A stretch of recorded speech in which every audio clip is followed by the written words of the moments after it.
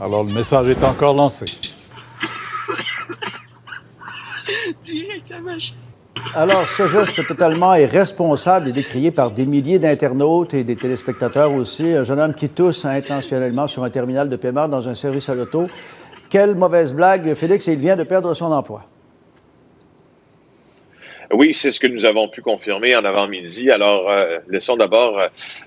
commençons d'abord par où cette histoire débute.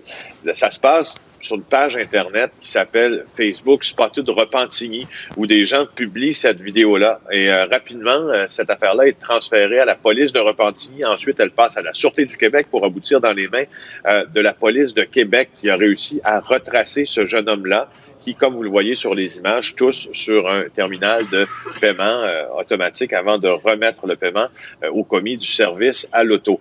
Or, effectivement, les choses ont déboulé très vite après cette publication sur les réseaux sociaux. D'abord, elle a été partagée des centaines de milliers de fois. Ça, c'est une chose.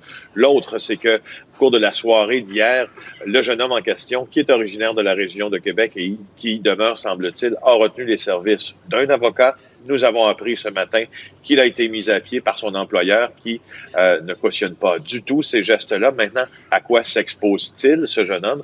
Nous en avons parlé avec Maître Bernier, que voici. On le dit à la blague, les lois, c'est fait pour les imbéciles.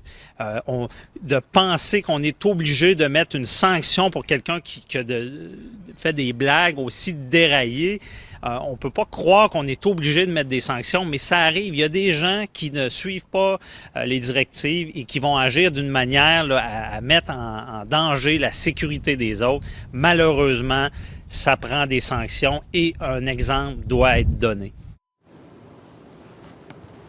Alors, les sanctions possibles, là, ça pourrait être à terme, on n'est pas là du tout, peut-être une accusation de méfait si le directeur des poursuites criminelles et pénales décide de retenir tout ça. Quoi qu'il en soit, le SPVQ, la police de Québec, nous confirme que des enquêteurs sont mis à profit là, dès aujourd'hui pour illustrer. On voudra peut-être donner l'exemple, c'est sérieux tout ça. Merci Félix.